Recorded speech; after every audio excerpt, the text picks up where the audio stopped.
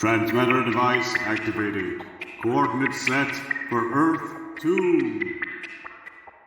Hello everyone, welcome back to the Earth 2 podcast, the podcast where we explore the origins and development of the DC multiverse and the legacy of their Golden Age characters throughout the Silver and Bronze Ages of comics. I'm Peter Watson. He is Peter Watson, and I am David Steele, and this is the Earth 2 podcast. Listeners, thank you for joining us. Welcome back. We are doing issue 47 of Justice League of America, the second part of the 1966 Justice League of America and Justice Society team-up crossover. Call it what you will, but it was published on the 26th of July 1966 with a cover date of September 1966. Peter, do that thing when you tell me about the cover. I certainly shall. Once again, we have a lovely purple background on the cover. We have got the amazing 1966 go-go checks right across the top, which I adore. We have Justice League of America emblazoned at the top. And we've got a roll call down each side. From the Justice League of America, we have the Atom, Batman, Flash, Green Lantern, and Hawkman. What's wonderful is the Atom's head is about half the size of everyone else's. Yes. Still not the proper size Atom's head should be, but hey, that's fine. Mm-hmm. Down the right-hand side, we've got the Justice Society of America roll call, and that is Black Canary, Dr. Fate, Dr. Midnight, Sandman, the Spectre, and Wildcat. But the main feature of this cover is the image from the centre of it. Antimatter Man, the villain, so to speak, of our piece. And he is being punched in the face by a giant, and I mean giant, Batman. Yes. In the background we have small figures of Flash, Dr. Fate and Hawkman, all being held back by Antimatter Man. Yeah, Antimatter Man has got hold of the Flash, he's got hold of Dr. Fate, and Hawkman swinging his mace. I love the fact that Batman is swinging in on a very, very big line. He is, yes. And Hawkman, interestingly, has the wrong coloured straps holding his wings on. Yes, for a second I thought it was Hawkgirl for some reason. It's interesting because, you know, without going too far or going into too much story detail at this early point, it's a slightly unrepresentative cover, isn't it? Yeah, this does not happen in the comic. Yes, this does not happen. But what really sets us off is the fact that the big banner across the top of it says, "To touch Antimatter Man was to risk instant destruction." And you've literally got a giant Batman giving him a right hook to the jaw. Yeah, as we say, like Flash and Dr. Fate being held fast, so maybe they're at risk of instant destruction as well. Could be. And another banner at the bottom of the cover says, "The most amazing, death-defying battle ever fought." Fantastic. As I think I said in the last episode, I got this comic in early 93, and I don't think I've ever noticed that the JLA and JSA are both listed alphabetically. Yes. The way it should be. Well, see, if it was order of how cool they are, it would be Sandman, Dr. Fate, Spectre, Dr. Midnight, Wildcat, Black Canary. Anyway, so yeah, this massive, enormous Batman on the cover is basically reflecting also what we touched on last time, which is this was the height of Batmania in the wake of the launch of the TV series. Yes. And as we said when we did the letters page for the last issue, they were not being subtle about the fact that they were putting Batman on the cover to try and shift more copies, and fair play, as Mr. Terrific might say. Because, let's be honest, there's no point in publishing the comics if no one's going to buy them. Very, very true. If no one bought them, we wouldn't be reading them today. Exactly. So, shall we turn over to the splash page? Well, please do. Along the top, we have a little roll call of the Justice Society. We see Black Canary, Sandman, Wildcat, Dr. Midnight, Spectre, and Dr. Fate. Along the bottom, we see the 5 assembled JLAers. We see Hawkman, Green Lantern, Flash, Batman, and the Atom. And the left side, we see Blockbuster. The right side of the enormous panel, we see Solomon Grundy. At the top, we're told the stories by Gardner Fox, art by Mike Sikowski and Sid Green. And in between, there's a massive caption box that goes a little something like this. For you Johnny-come-latelys who missed the first half of this extravaganza, we'll clue you in that certain people and superheroes have been mysteriously switched from Earth 1 to Earth 2, and vice versa. Included among the displaced victims were Blockbuster, now running amok on Earth 2, and Solomon Grundy, now stalking Earth 1 for his hated foe, Green Lantern. Finally, the Spectre had extended himself between both Earths to prevent an onrushing collision between them, only to start losing his grip because of the nearby presence of a wanderer from the antimatter universe. Now that these dire events have you all shook up, how can you resist reading The Bridge Between Earths? Here we are. Terrific, right. with no further ado, let's get straight into the story. In a laboratory at Ivy University, Enrichetta Negrini checks her space warping machine as Ray Atom Palmer desperately tries to get his size and weight controls working. Yes, this panel picks up where we left Ray and Miss Negrini the last time we saw them, in issue 46. And that's an interesting detail about her space warping machine, because I don't think we actually got that information in the last one. So, No. Ray Palmer is in the background, trying furiously to get his size-changing equipment to work. Miss Negrini is at the machine, and she says, "I think I'm actually getting somewhere, shrinking the space between planets." And Ray is thinking, And I'm getting nowhere with my size shrinking. Miss Negrini continues in panel 2. "All my life I've dreamed of warping space, so man won't need spaceships to travel to the distant planets. Now with my machine, man will be able to step off Earth directly onto Mars or Venus." The next panel, she's leaving the room, and she says, "I'll take a break to eat now. The machine will continue to run by itself." And at the foreground of the panel, you see Ray concentrating hard, and he's thinking, Odd. My palms are burning hot. there's little black and red, little radiating waves coming off his hands. Ray is looking at his hands, and he's thinking, It's as if my size and weight controls were getting an overload of power. The way an engine gets hot and breaks down from a sudden influx of too much power. In the next panel, we see Ray operating a switch on the space warp machine, and indeed, he's thinking, The space warper's the only thing around here that could cause this to happen. Better switch it off. and in the next panel, with that familiar bust of the Atom effect design, we see him shrinking down into his superhero costume as the Atom, thinking as he does so, My controls are back to normal. I'm getting smaller. fantastic. Right, we now move to the top of page 3. Simultaneously, on Earth 2, another surprising effect caused by the switching off of the space warping machine. And we see the Sandman, Wildcat, and Dr. Fate, and the unmasked Bruce Wayne, remember, because that's the only way he can control Blockbuster. And Blockbuster is fading out. And the Sandman is in the middle of saying, "You can't go on babysitting Blockbuster the rest of your life, Batman." And then as Blockbuster starts to fade out, Dr. Fate says, Maybe he won't have to. Look, Blockbuster is disappearing. and then the caption for the next panel, Then, before the bulging eyes of the crime fighters, Blockbuster has vanished and been replaced by Solomon Grundy, and indeed Bruce Wayne says, he's turned into Solomon Grundy. Grundy here looking very much like popular noughties comedian Peter Kay. Yes, can see that. If he was cosplaying a Blue Meanie. Yeah. No, he just looks like Peter Kay. Anyway, the Sandman says, or in some mysterious manner, Solomon Grundy was substituted in place of Blockbuster. The next panel with a zap, Grundy lunges forward and punches Wildcat, saying, You, Green Lantern, I kill. and Bruce Wayne, aka Batman, says, Grundy's flipped his eyeballs. He thinks Wildcat is Green Lantern. Grundy swings at Bruce Wayne and says, You, Green Lantern too, I kill. and in the other half of the panel, we see the Sandman firing his new special sand gun, which he used so well in the last episode, throwing some sand forward, and the sand that he's thrown, basically, well, Wesley has a little think, and that tells us what he's doing. I'll give him something to bellow at, a pile of cement blocks. Yes, his gun converts sand into very handy cement blocks. Anyway, the next panel, with a thunk and a crunch, Grundy makes short work of them, and Dr. Fate in close-up thinks, Strange. I sense that my magic globe in Justice Society headquarters is glowing, alerting me to a worldwide danger. over the page to page 4, Grundy is flailing around the cement blocks that the Sandman has thrown at him. They're flying in the air, and Grundy says, Ah! All you, Green Lantern! Kill you all! And Sandman says, "He's slamming my cement blocks back at us." Dr. Fate has taken to the air, and he's gesturing with his familiar magical lightning bolts, and he is saying, Before I check out the danger, I'll turn these cement blocks to custard pies.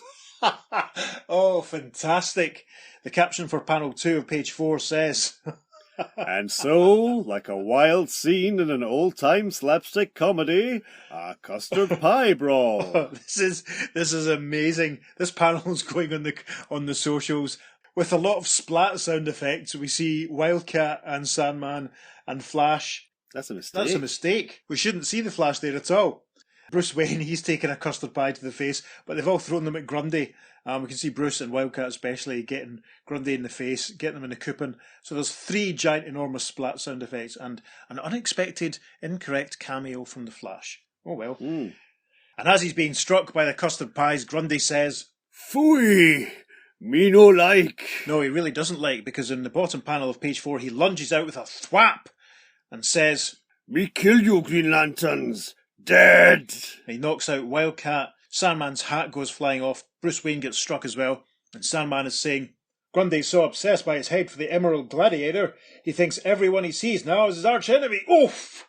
As he's struck. Tremendous. Now, top of page 5. And on Earth 1, the ground shakes as an ominous rumbling fills the mountain where Solomon Grundy had been imprisoned. And we see from left to right, watching the mountain, Hawkman, Black Canary, Flash, Dr. Midnight and Green Lantern. And Barry Allen the Flash is saying, Listen, we weren't sure whether the mountain could hold Solomon Grundy, and it can't. and Green Lantern says, He's breaking loose. and then in the caption for panel 2, To the amazement of the combined Justice League Society members. bursting from the side of the mountain, it's Blockbuster. And a voice says, That isn't Solomon Grundy. who is he? I've never seen him before. Whoever he is, he spells trouble. With rocks flying then, we move to panel 3 and a caption that says, In the warped mind of the Blockbuster, anyone who is not Bruce Wayne or his brother Roland Desmond is a hated foe. Blockbuster is swinging wildly. Green Lantern goes down. He grabs Dr. Midnight by the shoulder. Hawkman gets grabbed by the leg, and the Flash is trying a high-speed punch in his chest. Dr. Midnight is saying, Phew! His hand grip is so strong, it feels like a metal clamp. Blockbuster roars, Grah! And in the bottom panel, we see Blockbuster grabbing Hawkman, swinging him over his head to take out the Flash. Black Canary is running forward thinking, when this pellet from my amulet smashes into him, its liquid contents will splash all over his body and deep freeze him. Over the page to page 6, and the first caption says, Filled with the energies from the Alfred Memorial Laboratory, the caveman Colossus eye blasts that pellet as... and with a gah, the sort of pink lightning that we've already seen Blockbuster demonstrate comes out of his eyes and zaps the pellet that Black Canary has thrown forward. There's an awful lot of people having powers that can freeze things, and Yes. all of a sudden, it's I don't weird, know. eh? I think they have reappropriated Icicle's technology. Yeah, The interesting. JSAers. I think they could have, you're right. Black Canary is thinking, the big baboon's showing me an eyeful. Okay, I'll give him a handful of blunt dynamite. And then the next panel, Canary continues, I'll judo throw you like a... And Blockbuster, as Canary has ducked down and grabbed its arm, as obviously she's attempting to throw him over in a style that we've already seen her in other episodes. Caption for panel 3 says, 4 fearful fighting men rally from blows that would KO ordinary mortals. Yep, everyone zooms in to help. Hawkman from the air. Green Lantern blasting Blockbuster with a burst of energy from his power ring, saying, Cop out, Lady Bird. We'll bowl over this oddball. and in the bottom left of the panel, Flash is twirling his arms and there's an 8-ball. Yes, from out of nowhere. Yeah, and he seems to be striking Blockbuster with it. It looks as though actually Blockbuster's got a hold of Canary almost at the angle. On the right-hand side of the panel, Dr. Midnight has got his all-purpose magic gun, which we saw so much of in the last episode. He's got that out, and he's firing that at Blockbuster, and he's saying, I'll operate on him with my Cyril tuber. And then the final caption for the final panel on page 6 says, But they find that their superpowered attack only rouses the Blockbuster to whip up a fireworks display that rocks them back on their heels. yeah, this is mental. With a kaboom and a whoosh and a zoom and a yow and a zowie, sort of all sorts of coloured explosions it seems firing off, like very much like fireworks. And what looks like a couple of rockets firing out from him as well. He's basically hurling everything that they've thrown at him back and then some. Mm-hmm. Blimey, the energy that he got from the Alfred Memorial Laboratory is something else. Certainly is. Anyway, we arrive on page 7. While the superstars are taking their lumps on Earth 1, on Earth 2, Dr. Fate is eyeing his crystal orb. Yes, Dr. Fate's gone back to headquarters. We can see his crystal ball on the ground, and he's looking at it, and he can see the Spectre in his dreadful position of trying to stop the two Earths from colliding. And Dr. Fate thinks, It reveals the Spectre in warp space, keeping Earth 1 from colliding with Earth 2. Though he's weakening fast, he was able to contact me for help through my crystal ball. Even more ominous, I see a being from the antimatter universe advancing toward Earth 2, along Spectre's body. If he touches Earth with his antimatter body, both he and the planet will suffer instant annihilation. Yes, and we see a very small figure casting a long shadow of the antimatter man, and he's walking along a sort of green background, which makes me think he's either walking along the Spectre's head or one of his feet, or perish the thought, that could be a close-up of the Spectre's bottom. It could be. Good grief. It could be. Or it could be the cape. Could be the cape. I hope it's the cape. I hope it's not a close-up of the Spectre's bottom. That'd be quite worrying. You know, we're not that sort of podcast. Yeah.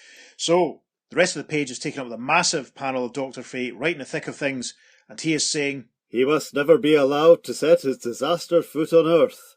I'll need all the help I can get from my fellow members." And he's gesturing, and the magical light bolts are flying from his hands, and we see the other JLA and JSA members that we've seen in the story. We see Wildcat appearing, we see Batman appearing, we see Sandman appearing, we see Black Canary, Dr. Midnight, Hawkman, and Green Lantern. There's no sign of the Flash, but he's in the next page, so maybe the Flash was diverted to the custard pie fight with Solomon Grundy for a second. Might have been. The rest of the JSA and JLA members are arriving. Wildcat says, "Huh? What's happening?"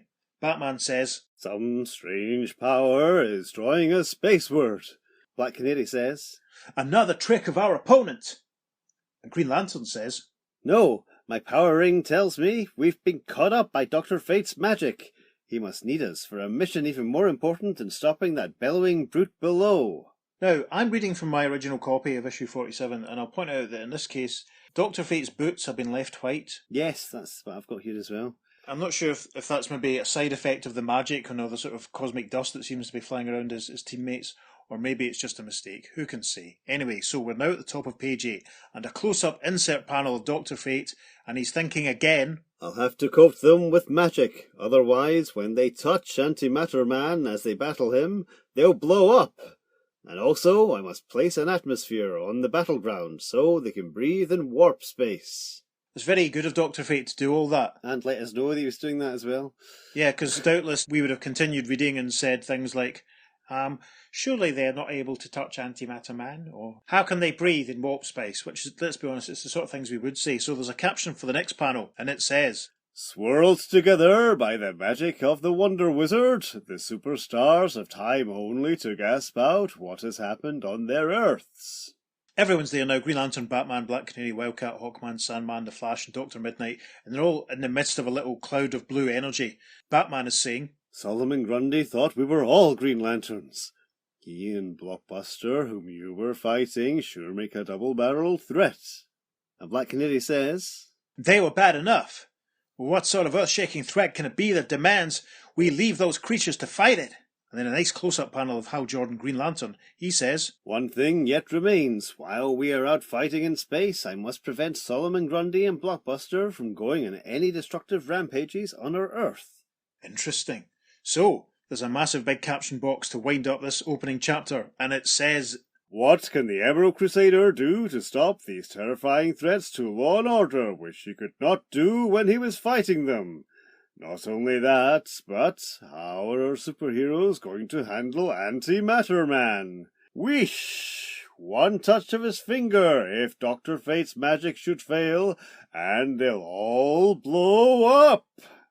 Story continues on second page following. Yes, and the rest of the page is rounded out with a nice house advertisement for an issue of Challengers of the Unknown. Now, do you remember when we did the last issue and you remarked on the change in tone of the caption boxes? Yes. I think this one, with its whoosh, it's really taking the biscuit, isn't it? It certainly is. It's almost trying to be hip as well. Yes. Which, as we know, 60s DC is not the best at. No. In fact, comics in general are not the best at doing that. Generally, they tend to start these things after the zeitgeist is gone. Yeah, it always reminds me of that bit in Dracula AD 1972 when they're all squabbling over tickets for the Jazz Spectacular at the Albert Hall.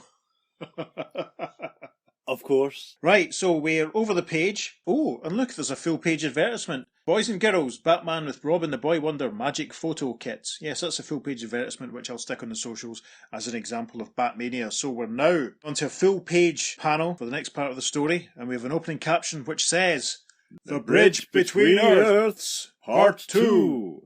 And there's a lot going on. We see the Spectre still stretching out between the two Earths, but standing over him with a weird yellow thing going round his middle, it's the Antimatter Man. Spectre looks terrific, it must be said. I mean, this is great work from Sikowski and Green. It looks ace. Yes. And all the other superheroes who we've had in this story, they're all floating in that little blue cloud on the left hand of the splash panel. Green Lantern, Dr. Fate and Hawkman are at the top. And Green Lantern is saying, "Great Guardians, There's the Spectre forming a bridge between the two Earths. Yep.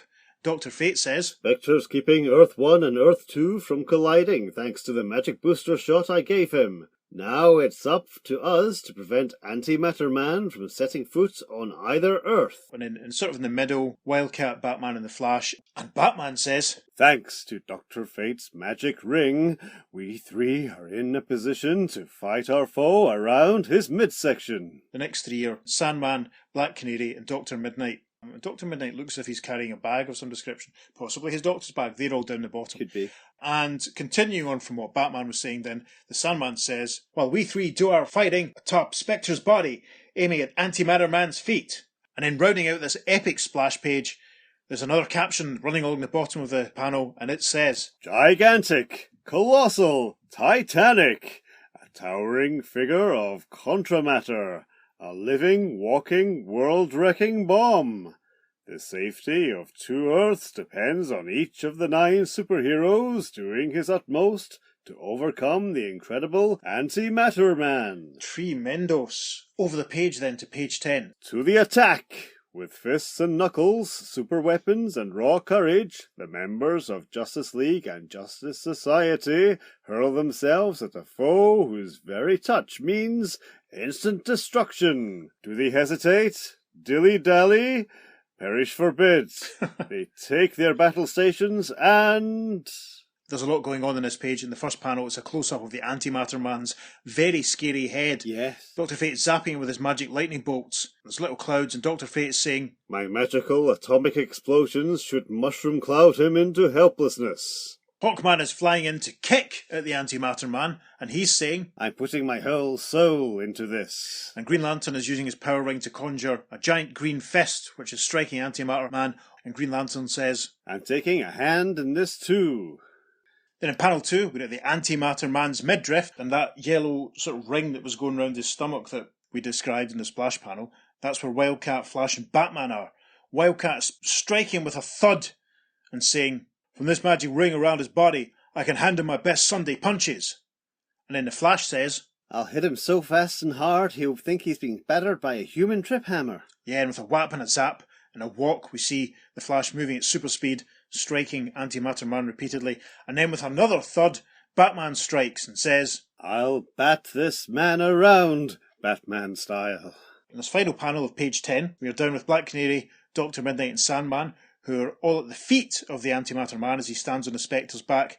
Sandman is zapping the ankles of Antimatter Man, and as he does so, he is saying, I'll bracelet his ankles with glass cuffs to keep him right where he is. So obviously Wesley has produced some sand, hurled it into the air, zapped it with his gun, and this has formed into cuffs to kind of hold him in position.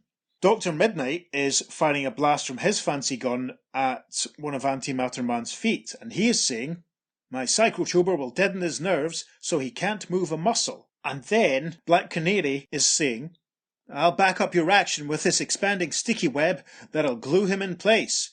And we're not quite sure if she's got it. No. How would you describe it? Like crawling vines, like a Yeah. natural net. Yeah, that's ranging over the same foot that Dr. Fate is firing at. They've made them very superheroic, Yeah. gadget-orientated superheroic in a way that they haven't been before. It's very odd. It's very unsettling. So, we move to the top of page 11, and the caption says, Hoo-ha! Is Antimatter Man ever in trouble? You bet he is, but he can dish it out as well as take it. As a for instance, his eerie energies surge out in a flow of furious force. Whee! And look what happens. the burst of energy around him, Hawkman's wings are wrapping around his body, and he says, My wings, coiling about me, getting tighter, tighter. Dr. Fate is suddenly trapped in a cage, and well, he tells us what the cage is made of. I've been trapped in my own magical lightnings. And then finally, Green Lantern, the giant hand that he'd conjured to punch Antimatter Man, has turned on him and is holding him. And Hal says, My own power hand, crushing me. it makes me think why Green Lantern just doesn't stop projecting the hand. You would think. Yeah, maybe he'll do that in the next page, we'll see. So, back at the Antimatter Man's midriff. Oh, goodness me. The Flash hasn't done well here at all, because his feet have grown to ridiculous, enormous size. And he says, My feet, so big, so heavy. I can't move them. Wildcat and Batman look as if they've been stuck together. Wildcat is saying, whatever odd powers Antimatter Man has, he sure knows how to use them. He's put us out of action. And Batman confirms this by saying, Wildcat, we're stuck together, back to back. And then, down at the feet of the Antimatter Man, we see Black Canary, and her hair has grown to ridiculous, more than Rapunzel, more than Medusa from the Inhumans levels. Canary says, "Eee, my hair's grown so long, I'm tripping over it." And Dr. Midnight, his little cyrotuber seems to have backfired on him, because he seems to be caught in a block of ice, and he's saying, "I'm so cold, I can hardly move. My cyrotuber's gone haywire." And then finally, my old mate Wesley Dodds, well, he says it himself. "I'm being buried in my own sand." And indeed, he's in the middle of a sand dune that seems to come out of nowhere. Good gosh, the Antimatter Man has some powers on him, doesn't he? Yes. Over the page to page 12. What a miserable mess! But danger serves to bring out the best in our superheroes. Knocked down, stomped on by adversity, they rally round each other to do by teamwork what might be a bit difficult as individuals. So, Green Lantern is zapping Hawkman to obviously free him from his own wings. Hawkman says, Thanks for the assist, GL. My pinions are no longer pinning me down. Green Lantern says, I wish I could help you, Dr. Fate, but those magical cage bars of yours are yellow, and my ring is powerless against... Yeah, it looks as though the power hand that was capturing Hal seems to be breaking up or dissolving. There's a bit of a burst of energy around him. And then Dr. Fate, however, says, My cage, starting to fall. Well, that's quite scary. Indeed, because in the next panel, the cage plummets past where the Flash, Wildcat and Batman are. Flash is in the middle of whirling his arms around. His feet are still comically huge. Flash is saying, Maybe my feet can't move, but my arms sure can. Get ready to go over the top, Batman and Wildcat. Batman and Wildcat, still stuck together, are now spinning up into the air, round and round. Dr. Fate falls and collides with the back of the Spectre in the bottom panel. Black Canary is saying, At least I can use my long hair to tie up his ankles so he can't go any further. And she's obviously run around the Antimatter Man's ankles and all that ridiculous hair, which she was still wearing a wig at this point, wasn't she? I was going to raise that at the end. Yeah, maybe it's her own hair that's been converted, or maybe it's made the wig grow really long. Either way, Elsewhere, Sandman is fired from his little special sand gun, and he's helping Dr. Midnight, and Sandman is saying, Grab hold, Dr. Midnight. I formed a glass rescue rod to pull yourself out of that refrigeration unit you're in. And sure enough, we can see Dr. Midnight starting to emerge. And then as his cage arrives, Dr. Fate is thinking, Spectre is making my fall easy, turning himself soft at this point of his body. That's very nice of the Spectre. We're now at the top of page 13. The ghostly guardian is doing more than that. He makes his body bend, give to the weight of the cage, then bounces it upward swiftly through the air. The Spectre has flexed his ghostly giant buttocks to send Dr. Fate hurling back up into space. This is hilarious. Down amongst the Spectre's buttocks, we can see that Black Canary's hair-stroke wig is still entwined around the Antimatter Man, and she remarks as to what Spectre's just done. Nice going, Spectre. You're joining in on the fun.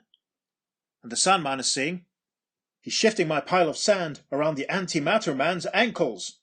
And Dr. Midnight is saying, There go my frigid air coils to make the sand in Black Canary's hair solid as a cement building foundation. I hope someone's got a pair of scissors in one of their new guns so they can cut Canary's new hair off. Anyway, there's so much going on, this is mental. The caption for panel 2 says, Up, up, up goes Dr. Fate in his magic cage, flung high by the rippling, bouncing body of the Spirit Sleuth. The Spirit Sleuth's buttocks, just come out and say it, Garner Fox. So yes, Dr. Fate goes hurtling past on the right-hand side. Batman and Wildcat are still being whirled around with a whack and a pow and whaps, and they're striking Antimatter Man. And the Flash calls to Dr. Fate as he goes past. What do you think of my suck will go round, Dr. Fate? Dr. Fate replies, It's a real spinner winner, Flash. And then the caption for the final panel on this page.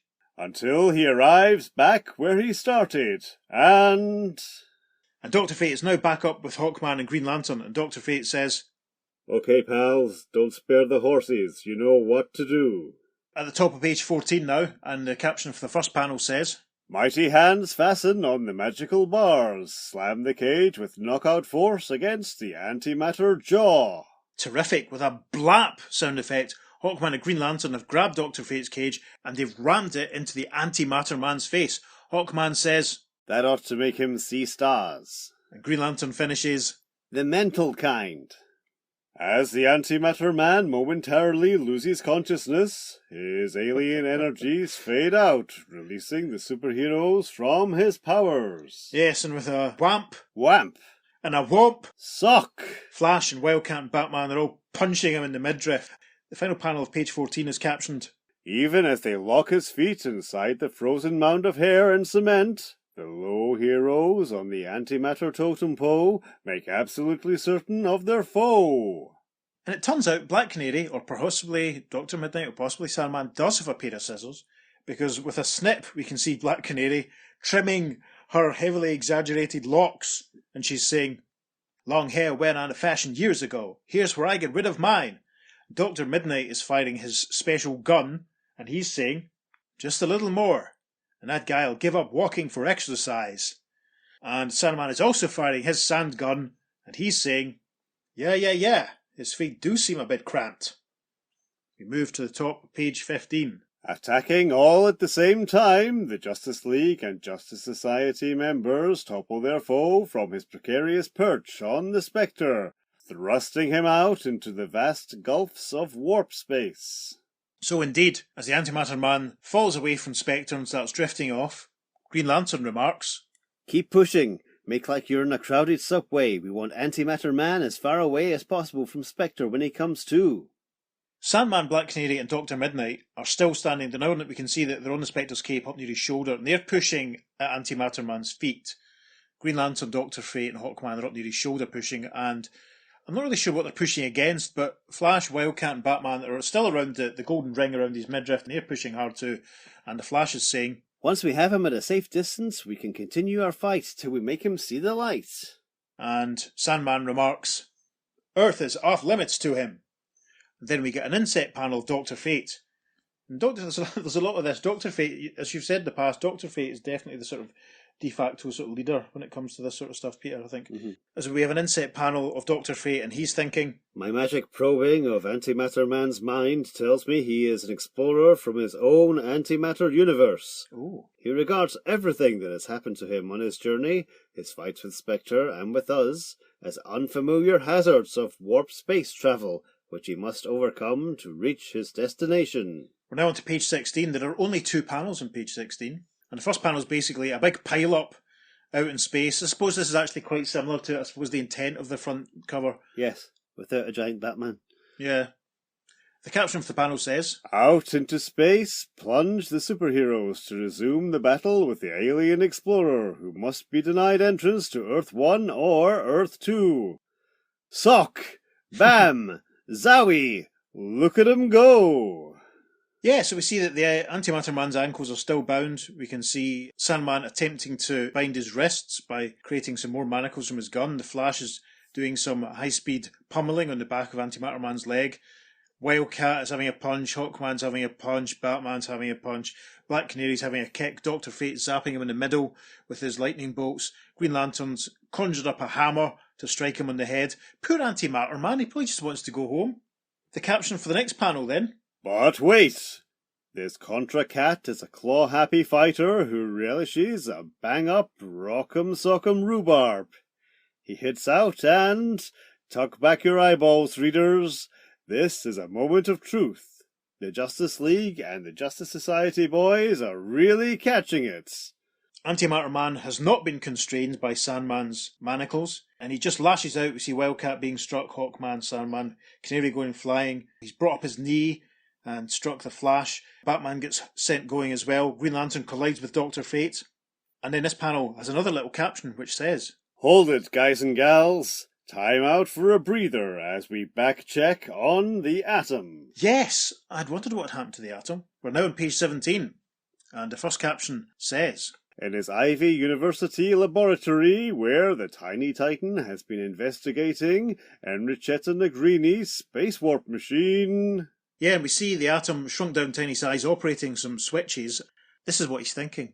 "By turning this dial, I find I can focus through the helix and into warp space. Eh? That's the Spectre between 2 Earths." The Atom has a little screen, and it's very blurred, not very clear, but we can see the two Earths and we can see the Spectre. The Atom gets a close-up in the next panel, space, and he's thinking, The two planets are moving together, and despite all Spectre's efforts, he can't stop them. Should those Earths meet, they'll explode. I've got to help him.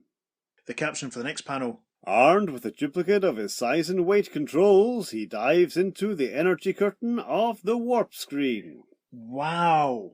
This space warp machine is something else. I mean, Miss Negrini, she's obviously, A genius. yeah, she's kind of dangerous. Yeah, well, all science is dangerous. Yeah, but, okay. that's a bit of a red flag from Mr. Watson there, listeners. What I'm asking is, like, you mentioned that she reappeared in the 80s Yes. Power of Atom series. I mean, was she ever a villain or was she just a scientist? It's been a while since I've read it. I don't think she went bad. I Right, think she's a scientist. Right, okay. I've got a few issues out myself. Mhm. I'm going to dig them out and see if she's in any of them. So, Yeah. Yeah, I love this fact that the Atom basically just dives into the warp screen and it basically takes him to the Spectre. As he dives in, he's thinking, By making myself small as a molecule, I'll go right through the energy screen into warp space. If my calculations are correct, I ought to land somewhere near the Spectre. and he does. I mean, with a little flash to signify, the Atom has appeared right in front of the Spectre's face. And the Spectre recognises the Atom. Let's reiterate, this is the first time the Spectre has been seen with other superheroes since he was revived and showcased a couple of months ago. Which begs the question, how did the Atom recognise the Spectre? How did anyone of the non-JSA? Well, that's okay. exactly what I'm about to say. The Spectre recognises the Atom straight away, which makes me think, has there been an unseen adventure somewhere where the Spectre has already come back and met some of the superheroes? Maybe Jim Corrigan had been reading some comics that reprint the adventures of the Earth 1 superheroes. I don't know. Anyway, Could be. the Atom arrives and the Spectre says, Atom, just in the nick of time. The magic Dr. Fate put inside of me to help hold the Earths apart is fading out. And the Atom, hovering in front of the Spectre's eyeline, says, Spectre, I want to shrink you to an inch in height, then expand you. However, I must warn you that when you expand again, the chances are you'll be blown up, might be destroyed. But that's the only way I can see how to save both Earths. The decision is yours. Top of page 18, the Spectre replies, Do it, Atom, and fast. I will willingly sacrifice my existence for that of two Earths. Atom replies, Okay, I'm going to shrink down to the subatomic universe to avoid the blast of your explosion. Send me a mental command when to switch on the controls. and the caption for the next panel says, Then, as the tiny titan places his spare size and weight control device on the ghostly Guardian, and we see a little blue circle with an Atom logo on it, which is presumably his spare equipment. He's placed that onto the Spectre. There's a couple of giant click sound effects, and the Atom says, There, now you're in range of the control device. I'm going down. the caption for the next panel, swiftly shrinks the Spectre. Closer and closer come the great planets. the next panel shows the two Earths in space moving ever closer together, and right in the middle we can still see the Spectre as he starts to shrink. And as he does so, he thinks, Fortunately, these approaching Earths are in warp space, or their gravitational attraction for each other would destroy them anyhow. The caption for the next panel, The atom, too, has become infinitely smaller. and we see indeed, yes, that Ray has shrunk down very, very small in amongst the atoms, and he's currently balanced on a round green disc with some yellow holes in it, which does look a bit, to my eyes, very much like Robbie Reed's H-style. And as he perches there, the Atom is thinking, Thanks to the atmosphere which Dr. Fate put around the Spectre, this oxygen atom I shrunk into will enable me to breathe in perfect comfort. that's handy. Caption for the next panel, Suddenly, a spectral message. yes, and obviously Ray is receiving from the ghostly Guardian, because we hear a voice saying, Now, Atom, switch on! And then with a couple of clicks, Ray activates the spare device. We move to the top of page 19. A flaring colossal explosion blossoms upward and outward. There is no sound in space to herald the super Brobdingnagian detonation, only that titanic blaze that signals the blowing apart of the Spectre. Oh my goodness, yeah, and a massive burst of red smoke and energy and flame. That's indeed what's happened. Good grief.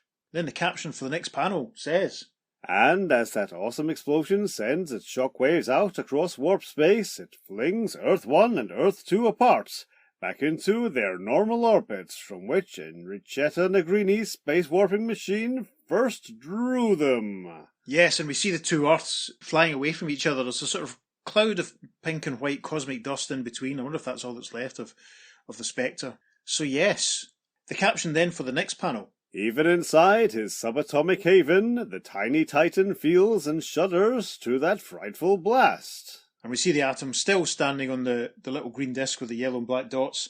And the Atom is thinking, there she blows. Well, this is the only way to do it. Even the shutting off Enrichetta's machine couldn't send these Earths back to where they belonged. Once in motion, this was the only way to stop them. I'm glad the Atom said so, because I was sort of sitting here wondering, thinking, what? Anyway, the caption for the next panel. Moments later, and we see the Atom starting to grow in size, and he's thinking, I guess it's safe now to come out of hiding. Poor Spectre. He sure was a hero. He gave his existence to save Great Galaxy. Is that the Spectre? And the final panel of page 19 shows the Spectre starting to reassemble. It's almost like he's forming out of a cloud. And the Atom appears a little flash of energy. And the Spectre says, yes, Atom, I'm getting back into shape. He's hitting the gym. Though the psychomatter of my spirit body was explosively flung to all corners of this warped universe, I still maintain control of its elements. Well, thank goodness for that.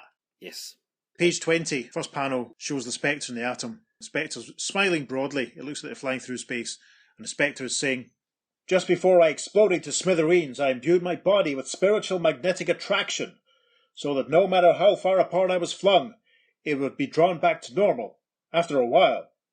And the Atom is delighted because he says, Spectacular! Tremendous. The caption for the next panel. Shortly, Spectre and Atom speed toward Antimatter Man and their superhero friends. They're flying along, speeding through space, and the Atom is stretched out quite casually on the Spectre's hood, and the Spectre is saying, we're moving so fast, we've almost caught up to the shockwaves flung out by my explosion. And then as he's holding the Atom in his hand in the next panel, he says, slip inside my protective cloak, Atom. You're going to have a ringside view of what happens next. I've already alerted Dr. Fate and Green Lantern of what's in store. Chapter 2 rounds out with a caption box that says, a startling surprise, a wondrous wind-up to the story on the 5th page following. Yes, the rest of that page is filled out with an advertisement for the Atom's own comic. The opposite page has an 80-page giant Lois Lane advert. We have the letters page for the issue. We have the direct currents for the issue. We have some Caps hobby hints. We have a Palisades amusement park and the stamp advertisement. And then on page 21, we have another splash panel, a large caption at the top which says, The Bridge Between Earths, Part 3. We have another full-page splash panel, quite a lot of them in this issue, it must be said.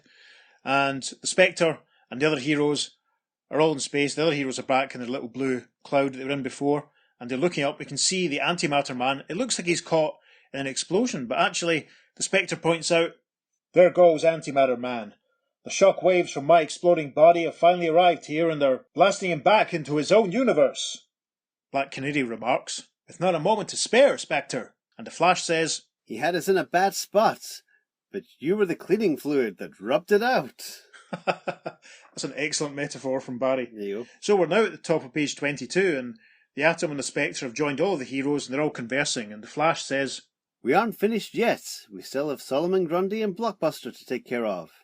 And Wildcat says, I just hope they haven't destroyed too much property or hurt anyone in their senseless rages. Green Lantern says, oh, you needn't worry too much about Blockbuster and Solomon Grundy. Just before Dr. Fate whisked us off our Earths, I willed my power ring to bring Solomon Grundy and Blockbuster together. From what you told me, Solomon Grundy thought everybody was Green Lantern, and Blockbuster hated everyone but his brother and Bruce Wayne. And so the next panel has one of those little shimmery borders to it, because we're looking at events that are happening elsewhere and elsewhen. And this panel shows Solomon Grundy and Blockbuster duking it out. Green Lantern's narration for the panel says, and so, locked in titanic struggle, the two hateful brutes have been trading battering blows. And the final panel for page 22 is a caption that says, the superheroes arrive at the fight arena just in time to see. And with a giant Zoko, Solomon Grundy is striking Blockbuster with a left hook, and with a crow, Blockbuster is striking Grundy with his.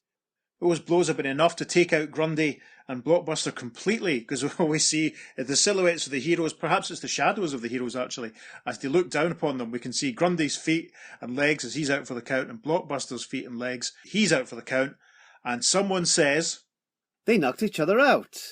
And one of the other heroes says, Get set for more fireworks when they come to. Right, the caption for the next panel. Blockbuster stirs. His eyes pop at the sight of his fallen foe. With a grrr, Blockbuster's eyes are open and he's looking in front of him. And in the caption for the next panel, Solomon Grundy stares wide-mouthed at the Titanic terror. and Grundy says, You, good man, me not hate you no more. Frankly, that's the scariest looking Grundy face I've ever seen. That's horrible. That's really, really unsettling. Panel 4 has a caption that says, They lunge at each other, but no longer in hate and rage. Instead, they laugh, their eyes sparkling with friendship. and this is quite a funny panel of Blockbuster and Grundy thumping and slapping and thudding each other on the back. And Grundy says, Us be friends. And Blockbuster says, Gah! Gah! And a voice off panel says, What's got into those ex-bitter enemies? and then the final panel, page 23, the caption says, The surprises are not done with yet. The long arms of friendship reach out to engulf the superheroes. yeah, amazing. Grundy draws the Flash, Wildcat, Green Lantern and Batman into an enormous bear hug, and he says, You, good guys too, not hate you either. and Batman says, Okay, you like us, but don't hug so hard. Black Canary says, They knocked the head out of each other. and Dr. Midnight says, If only we could get people and nations to knock hate out of each other without going to war. And then the Atom, stood on Dr. Midnight's shoulder, says, Like peace, man. Real peace. Fantastic. Top of page 24. And so, with a reformed, friendly Solomon Grundy, the Justice Society members return homeward along with all the other displaced people of Earth 2. And Sandman says, We'll talk things over at our secret headquarters. and Dr. Midnight says, Decide what to do with Solomon Grundy, friend of the people. And there's a nice panel, actually, because Grundy's smiling away, Wildcat's smiling away, Spectre's smiling away. Dr. Midnight looks delighted, as does Black Canary. Then the caption for panel 2 says, While Blockbuster and the Justice League members, along with the displaced Earth people, return to Earth 1. They're not quite as smiley, but Batman is saying, The Alfred Foundation will still study Blockbuster, although I don't believe he'll give us any more trouble. and the Atom says, What about Enrichetta Negrini? Do you think we should ask her to give up her space warp experiments? and then Batman says, No, Atom. Risk is a necessary and calculated risk of all scientific research. and the Flash remarks, In her particular case, Enrichetta Negrini never realized she was tampering with the forces of nature. and Green Lantern concludes the 1966 Justice League and Justice Society team up by saying, Besides, we superheroes are always around to make the world safe, right? Everybody? and the closing caption box says, And we all echo, right! Fantastic. Well, Before we finish, I've got to question Batman's line of dialogue here. Risk is a necessary and calculated risk of all scientific research. yes, 10 points off for repetition, Batman. Well done, Dr. Batman. yes, Well, what did you make of that then? it was all out action, episode 2. It was great. I mean, there was some crazy stuff, like, Black Canary's hair growing to ridiculous level, and then her just perfectly cutting it off blindly. As you do. It's a good thing it's a wig. Again, I don't know how that works. It's very strange. I'm still fascinated by Sandman and Dr. Midnight, who are, always fairly unique, sort of quite interesting characters, suddenly just becoming guys with magic guns. I'm not really a fan of that. Yeah. A weird thing that happened in this issue is the revelation that Green Lantern basically just got Blockbuster and Solomon Grundy to fight each other while they're away. Because that's issue 47. Issue 45 was the very first Shaggy Man story. Right. And the conclusion of that is they can't defeat the Shaggy Man, so they create another Shaggy Man, so they just fight each other for all eternity. So basically, within the space of 2 issues, they've done the same thing. It's very frustrating. I think it was 45 written by Gardner as well. Yes, All these ones were written by Gardner. That's a fair point. I haven't read that story in a long time. Yeah. I'm familiar with it. I used to own a copy, of course. They could have shown it at the time, just before Fate called them all off into space. They could have had a little panel of, what are we going to do about Solomon Grundy and Blockbuster? and Hal going, I know, we'll do this, but it would have interrupted the flow too much at that point in the story, I think. It was a lot of fun. I loved the custard pie fight. That was hilarious. With the cameo from The Flash. Yeah, I love the fact that the Atom can just hop into a television screen and beam himself into warp space. It's basically just like an advancement of his telephone powers, where he can just dive into the telephone line and go there, so I suppose it's similar. I suppose it's not too far away from the time pool either, in a way. Yeah, true, Mm-hmm. My biggest takeaway is that I was really, really impressed by the artwork. I mean, I don't know how much of it was the inker, how much of it was Sig Green, or how much of it was Sikowski, but it's obvious that Sikowski has been influenced by what Murphy Anderson's been doing elsewhere. I mean, we made a lot of fuss about how this is Batmania period and Batman's on the cover, but this could have quite easily almost, in the same way that, Captain America Civil War is as much an Avengers movie as a Captain America movie. This could have been as much an issue of the Spectre as much as an issue of JLA, JSA. Yes, I liked the way the Spectre was involved in it, yeah. Everyone seems to recognise the Spectre from Earth 1. That seems to be a given. Also, interestingly, this is the first time Hal Jordan meets the Spectre. So it is! Which is very interesting, considering he ends up being the Spectre in the far future. Spoilers! So, oh my goodness! That's fascinating. Yeah, that's really true. Wow. Yeah, so there we go. Yeah, that big splash panel on page 9, that's the first time. Mm-hmm. Wow, that's ace. So there we go. That's aces. That's terrific. That's a great thing to point out. Definitely. It's a lot of fun. Very different, as we've said already, to the other ones because the heroes were all together. Interesting, the Antimatter Man didn't have a single line of dialogue. No. Dr. Fate is able to read his mind and get his motivation. That was interesting because it meant we weren't bogged down by pages of Antimatter Man talking about what was going on. The heroes just got on and got to do lots of stuff. Yeah, it also made him a lot more alien. Mm.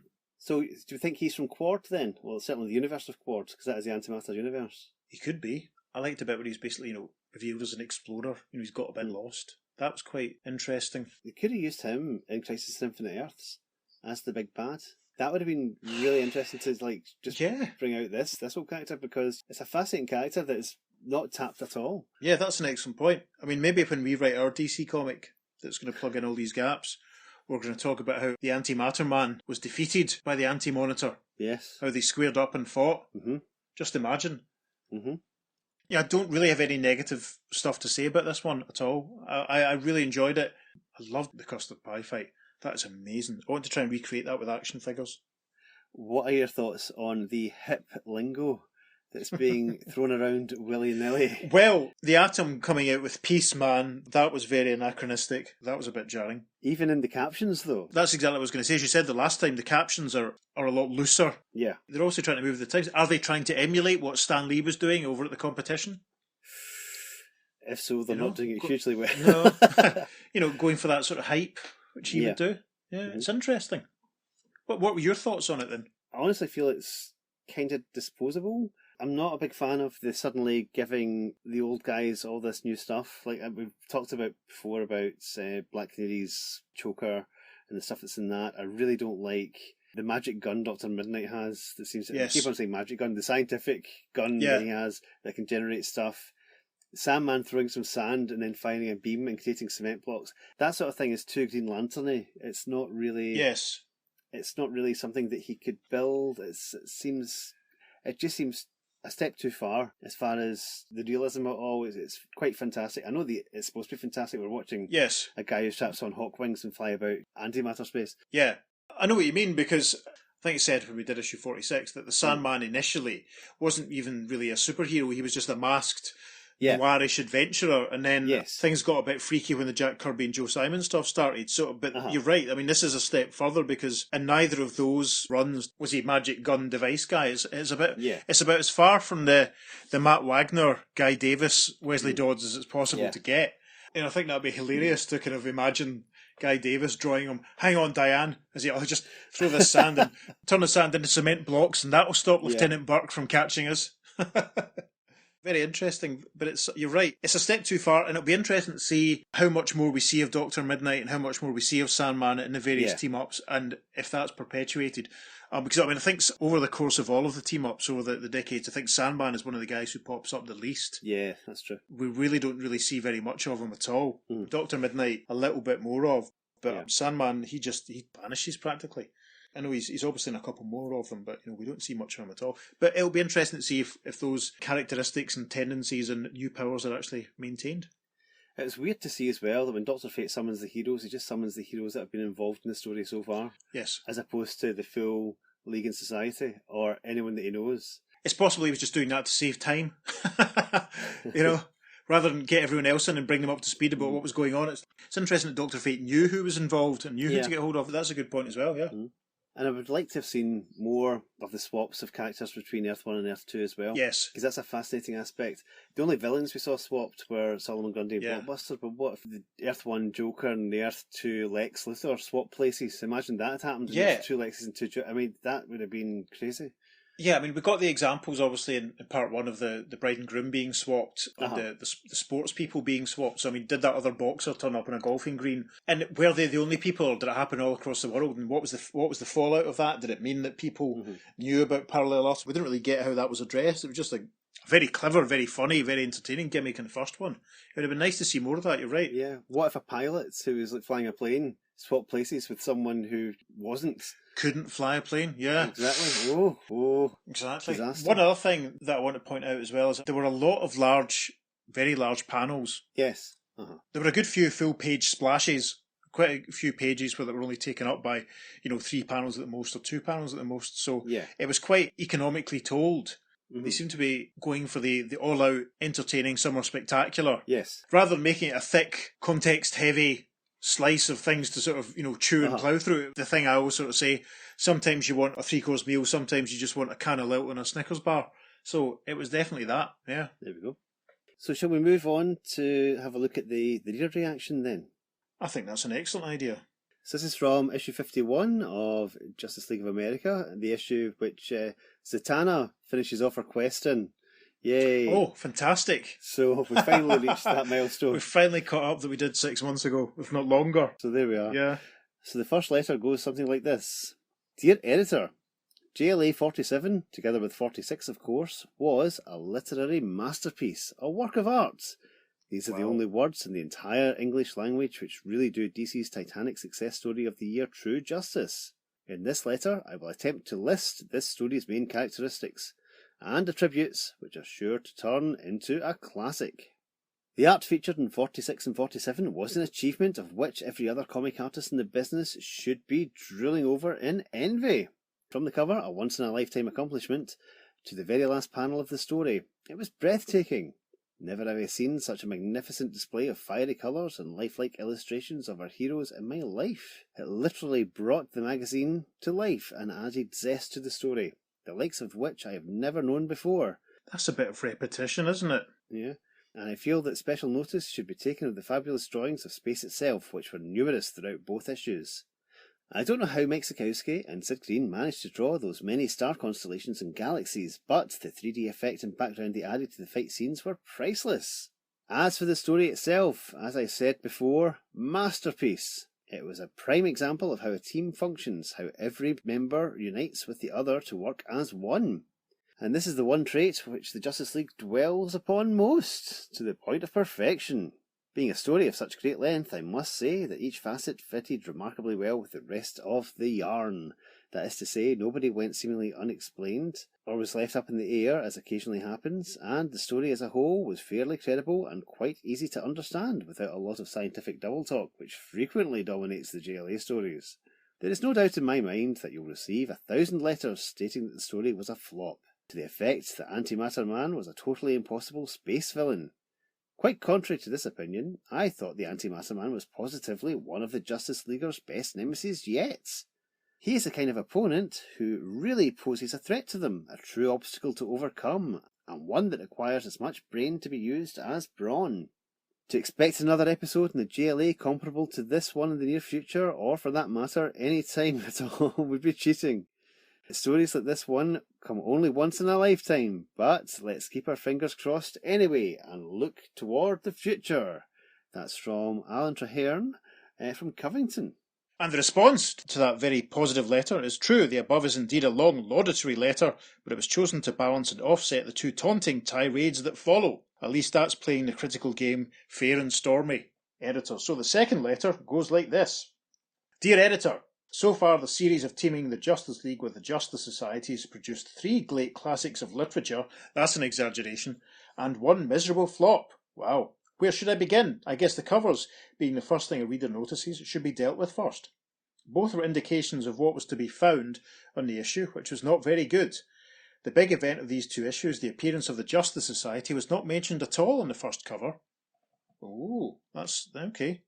Instead, Batman was given top billing. Sandman, making his first appearance in comics in 20 years, was hardly even visible, being sandwiched between Batman on the top and a gigantic thud on the bottom. The second cover was too abominable to even talk about. Ho ho! The inside story was even worse. I had great difficulty switching from one plot to the next and barely understood any. One thing I will say is that the idea of the Spectre's body bridging a vibrational gap as though it were physical is ridiculous. No, it's not ridiculous. Good grief. Oh, come on, it's all cosmic. We know that. Think cosmic. The ending left me puzzled. What brought on the great character change in Blockbuster and Solomon Grundy?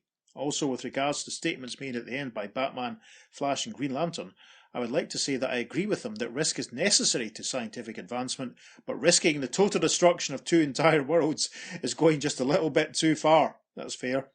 If I could say one good word about these 2 issues, it would be that Mike Sikowski's pencils were rendered bearable by Sid Green's inking, which I would have recognised even if you had not told me by the august countenance of Ye Editor on page 10, panel 5 of the first issue. That letter is from Don Markstein in New Orleans. Terrific. And the next letter, from one of Peter's favourites, goes like this. Dear Editor, oh boy, if I thought part 1 of the annual JLA JSA bash was crazy, I've got to admit the ending of part 2 was pure insanity. Though the story was serious and the dangers that threatened Earths 1 and 2 definitely on the massive side, my basic reaction was hysterical laughter. How did you dare make Solomon Grundy a good guy?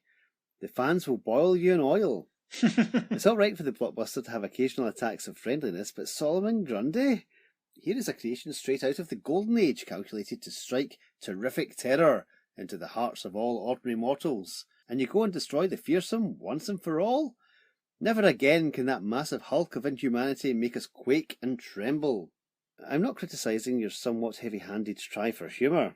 Personally, I enjoyed it immensely. It made the story for me, but I think you let yourself in for a lot of trouble. The conservative element of fandom is also the most eloquently vocal, and I'm pretty sure some of the opinions you receive will burn the paper they're written on, and still be suitable for publication. There's the rub. The old problem about humour in a comic mag has always been acute in the JLA stories, with Stapper Carr bearing the brunt. But this story is guaranteed to reopen the subject with a vengeance. Good luck! You're going to need it. And that's from, again, future comic pro Irene Vartanov. Yes. That's a bit harsh of Irene, I think. You know, it's like I sort of said, this is the summer spectacular. You know, it's a bit of fun. She's bringing up an interesting point about Solomon Grundy. As we know, he's a character that does go through personality changes. Is this the first major personality change he's had? It could be. Could it be a result of the cosmic energies of Antimatter Man, or indeed absorbing some of the energy of Dr. Fate and Green Lantern, as we saw in the previous issue? He's just taken back to Earth 2 in this one. He's, as far as we're aware, he's not imprisoned again in the bubble. So that's true. Who knows? Yeah, I mean, I know that Grundy pops up in another JLA JSA team-up that's in a few years, so that'll probably be the next time we see him. So it'll be interesting to see how he's introduced in that, what they take from it. Yes. And in this issue of JLA, we also have an extra letters page, funnily enough called JLA Mailroom Extra. There's only a couple of letters in this, but we'll just do the first one for you just now. Dear Editor, topic, JLA villains, or how to succeed in not succeeding without really trying. There is no such thing as a typical JLA villain. The Justice League must fight evil and villainy brought about by two-bit crooks, evil geniuses, alien monsters, and even well-meaning people. Some of the villains are ordinary Earthlings who suddenly become super or acquire a super weapon. These are like Pete Ricketts, who found the Cyber Ninny from JLA number 8, Joe Parry, JLA 31, and even Johnny Thunder, who acquired an Earth 2 Thunderbolt. These types have no superpowers and usually lose out because they are not smart enough to use their super weapons effectively. Another type of enemy is the super genius, aren't they always, race of aliens, who wants to take over the universe. JLA 7 and 13 featured these types of villains.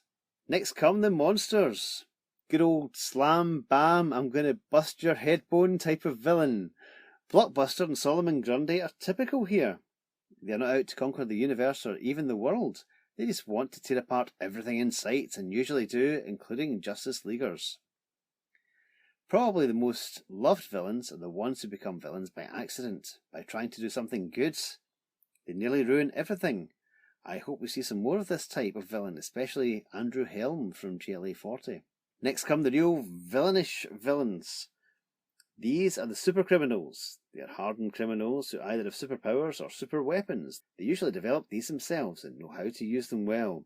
They start out by committing robbery or other crimes and end up by deciding that they must get rid of the JLA to get away with their crimes. They are always stopped, not till the end of the story though, and usually defeated and caught. Not always, brainstorm in JLA 32, and always have the possibility of turning up to plague the JLA again. They're usually egotistical and sure of their success, but occasionally come down on the human level. The utter dread and fear of the 6 crime champions on page 22 of JLA 22 when they realise their time is up is a good example. The human element serves to make them more believable and likeable as villains. In short, JLA villains run the gauntlet from monsters to geniuses, and each has his place and deserves his appearances. That's from Don Akers from Texas City, Texas. Cool. And the editorial response to this, quite amusingly, says, the above is merely a brief extract from a record-high 22-page letter analysing the JLA in all its aspects. I know. The correspondent is a 20-year-old student at the University of Houston, where he is majoring in electrical engineering. He rates himself as above average in some things, but mostly an average student. My likes include electronics, music, computers, amateur radio, and of course, the Justice League of America, which he's read from the very first issue. Perhaps in a forthcoming extra, we'll offer for your reading pleasure another extract. Don, if you're out there, please get in touch with us, because yes, we'd love to chat to you about this. And the second letter says, Dear Editor, I like the Justice Society of America stories you annually feature in the August and September issues of the JLA. I don't know all the members, so I'd appreciate you listing them, along with their secret identities and powers. That's from Craig Britton from Dowagiac, Michigan. I think Craig here is basically inventing the Answer Man column that will feature later on. Yes. We've talked in the past how a lot of people were very glad that the Golden Age characters come back, but obviously there's bound to be some people who weren't aware of them and were maybe encountering them for the first time. So True. This is quite interesting. The editorial response then. Thanks to Jerry Bale's authoritative index to All-Star Comics, we're taking the liberty of reprinting the following brief description of the Justice Society members. Atom, Al Pratt College student, extraordinary strength. Batman, Bruce Wayne Playboy, same as today. Black Canary, Dinah Drake, florist, used judo and a few gimmicks. Dr. Fate, Kent Nelson, Playboy, later physician. Power of flight, psi powers, lungs vulnerable. Dr. Midnight, Dr. McNider, former surgeon, blind writer. Night vision, used blackout bomb. Flash, Jay Garrick, research scientist, same as today. It feels like we've not seen Jay Garrick for ages on the podcast. It's weird. Hopefully he'll be along soon. Green Lantern, Alan Scott, radio announcer, executive, same as today. Hawkman, Carter Hall, Playboy, scientist, about the same as today. Our Man, Rex Tyler, chemist, 1 hour of drug-induced strength. I love it. 1 hour of PCP binge. Yeah, I know. Our Man's getting mad with it this weekend. Johnny Thunder, sailor, would-be detective, idiot with control of genie-like thunderbolt that could do anything. Wow. Bit harsh. Yeah. Mr. Terrific, Terry Sloan, financial wizard. He was a bit more than that. Well, Master of all arts and sciences. Okay. Red Tornado, Mrs. Hunkle, housewife. Brawn, but not much brain. Sandman, Wesley Dodds, Playboy, used wire poon and gas guns. Yes, he did, but not necessarily in that order. Spectre, Jim Corrigan, detective. Ghost, almost omnipotent. Superman, Clark Kent, reporter, same as today. Starman, Ted Knight, amateur astronomer, used gravity rod giving power of flight and magnetic-like control over matter. That's odd. Wildcat, Ted Grant, heavyweight boxing champion, fighting prowess. And finally, Wonder Woman, Diana Prince, army nurse, secretary, intelligence agent, about the same as today. That's very interesting. Nice little rundown there, including Ma Hunko there as the Red Tornado. Yep. Controversial move there, but yeah, she's included there. We've not seen the Red Tornado yet on the podcast in any Not capacity. Either version, no. No, interesting. That was a fun little extra for the JLA mailroom. If you fancy dropping us a little bit of mail, you can email us at theearth2podcast@gmail.com. We'd love to hear from you. Tell us what you think of the Sandman's new hat. Yes, tell us what you think about Antimatter Man. Is he the long-lost brother of the Anti-Monitor? Is there an Uncle Matter Man? Please let us know. What are your thoughts? No. Make sure you follow us on Facebook and on Instagram. We're at the Earth 2 Podcast on both of those. On Twitter, we're at podcast_Earth2, and we post loads of bonus content there. So yes, please follow us there so you don't miss out. Yep, check out the Instagram and the Facebook. We'll be adding, as usual, all sorts of supplementary materials. We'll be digging deep into the Earth 2 Podcast personal archives for a few bits and bobs. So yeah, check it out. So that kind of winds up another JLA JSA two-parter. Yes, that's been the 66 JLA JSA team-up. How do you think it compares to the other ones? It's maybe my least favourite of the four so far. Interesting. But I'm not saying it's bad. I'm just saying it's not one I would be in a rush to read. Okay. Glad we've read it, but I'm not in a rush to read it. So, what about yourself? I can't say it's my least favourite. I think my least favourite in many ways is still the first one, mainly because the artwork is so horrible. But, from that point of view, I enjoyed this one a lot more. I enjoyed the fact it was a proper mix of heroes rather than just the JSA turning up and being the stars for a couple of issues like happened with the last couple, as much as I love the JSA. Yeah, it was certainly not my least favourite. I enjoyed it very much, yeah. So that wraps us up for this week. We'll be back next week. But until then, I've been Peter. And I've been David, and we'll get you next time on The Earth 2 Podcast. Transmatter Cube activated. Return coordinates set for Earth Prime. What can the Emerald Crusader do to... No, sorry. Wrong name, just at all. That was great. That's got to be the outtake. The Sandman says, or in some mysterious manner, I'm being very Scottish there.